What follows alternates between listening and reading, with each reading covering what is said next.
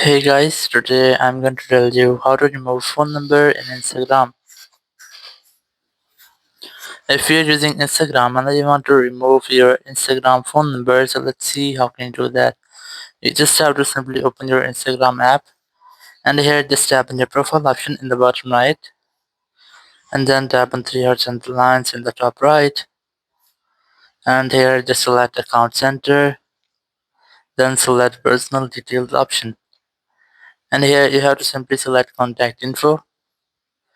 And here you'll get all of your contact info, your Gmails, your mails, and your phone number. So you just have to select the phone number if you want to remove. Let's say I'm going to select my mail from here.